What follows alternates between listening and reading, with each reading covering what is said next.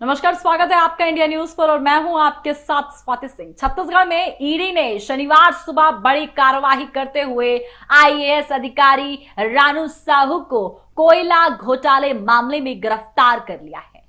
इसके बाद ईडी ने रायपुर की स्पेशल कोर्ट में रानू साहू को पेश किया, जहां से कोर्ट ने 3 दिन की रिमांड मंजूर कर दी। अब 25 जुलाई तक ईडी रानू साहू को अपनी कस्टडी में रखकर पूछताछ कर सकती है। इसके अलावा ईडी ने रानू साहू की 5.52 करोड़ रुपए की संपत्ति भी अटैच कर दी है। बताते चले कि शुक्रवार को ईडी ने रायपुर के ऑफिसर्स कॉलोनी में रानू साहू के बंगले से दबिश दी थी। इसके बाद उन्होंने लगभग 11 बजे के आसपास रानू साहू को गिरफ्तार कर रायपुर की स्पेशल कोर्ट में पेश किया। 1 घंटे की दलील के बाद कोर्ट ने ईडी को 3 दिन की रिमांड दी। इसके बाद रानू साहू के बचाव पक्ष के वकील फैसल रिजवी ने मीडिया से बातचीत कर ईडी की कार्रवाई पर सवाल खड़े कर दिए। वहीं ईडी के वकील ने रानू साहू पर पूछताछ के दौरान सहयोग नहीं करने का दावा करते हुए रानू साहू के वकील फैसल रिजवी ने कहा कि कॉल स्कैम में रानू साहू को अरेस्ट किया गया है। अक्टूबर से लेकर जनवरी तक उनको बुलाया गया। जब बुलाया गया तब ईडी का सहयोग उन्होंने किया है। जनवरी से आज तक इनको और कोई समन नहीं आया है और 21 जुलाई को सुबह अचानक ईडी की टीम आ गई और आज इनको कोर्ट में पेश किया गया है।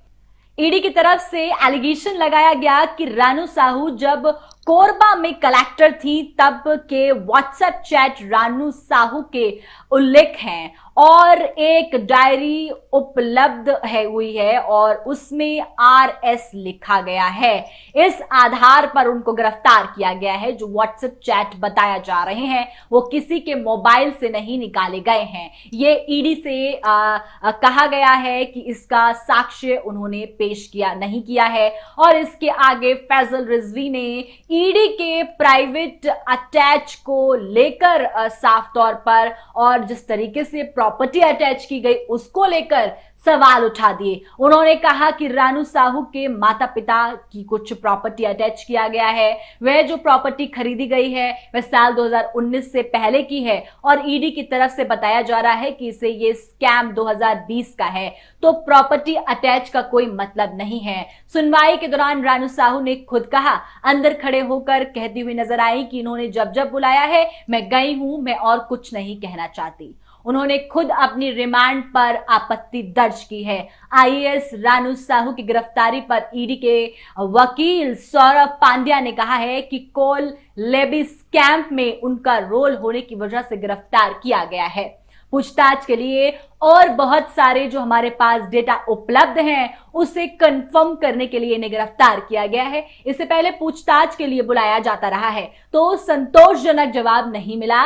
वो पूछताछ में केवल यही कहती थी कि मुझे नहीं मालूम, मैं नहीं जानती। इसके अलावा तो विटनेस से कंफर्म करना होगा, उसमें भी भाग नहीं लेती हैं। ऐसी परिस्थिति में हमें अरेस्ट करने की जरूरत पड़ी। सौरभ पांड्या ने बताया कि रानू साहू की 5.52 करोड़ रुपए की संपत्ति अटैच की गई है। उनकी प्रॉपर्टी को हमने 3 भागों में बांटा है, A, B एंड C हिस्से में, और A हिस्से वाली प्रॉपर्टी को इन्होंने अपने रिश्तेदारों के लिए खरीदा है। पैसा इन्हीं का था जो जनरेटर क्राइम का पैसा था। और दूसरे हिस्से में प्रॉपर्टी बेनामी दर है, उनके नाम से खरीदी हुई है। और तीसरा हिस्सा यानी जितना हमने प्रोजेक्ट किया है इस क्राइम में वो हमें मूर्त रूप से दिखाई नहीं दे रहा है। जो दिखाई दे रही है उसे PMLA के तहत जो पावर दिया गया है उसी वैल्यू की दूसरी प्रॉपर्टी सीज कर दी गई। गौरतलब है कि अक्टूबर 2022 में जब कोयला ट्रांसपोर्टिंग मामले में ईडी ने रानू साहू के घर रेड मारी तब रानू साहू रायगढ़ कलेक्टर की जिम्मेदारी में थी। तब भी ईडी ने कलेक्टर बंगले में रेड की थी। इसके बाद लगातार रानू साहू के घर ईडी की टीम पहुंचती रही है। अब जब रानू साहू मंडी बोर्ड की MD और कृषि विभाग की डायरेक्टर के रूप में मंत्रालय में काम कर रही हैं, तब ईडी ने रानू साहू को गिरफ्तार किया है। आपको बता दें कि इससे पहले कोल ट्रांसपोर्टिंग लेबी मामले में 9 और लोगों को गिरफ्तार किया जा चुका है। ईडी ने दावा किया है कि राज्य में 500 करोड़ रुपए का घोटाला हुआ। अब ये घोटाले की राशि भी बढ़ने की ईडी ने अनुमान लगा दिया है। ऐसे में रानू साहू की मुसीबतें किस तरीके से और बढ़ सकती है, तमाम अपडेट के लिए आप हमारे साथ बने रहें और देखते रहें इंडिया न्यूज। धन्यवाद।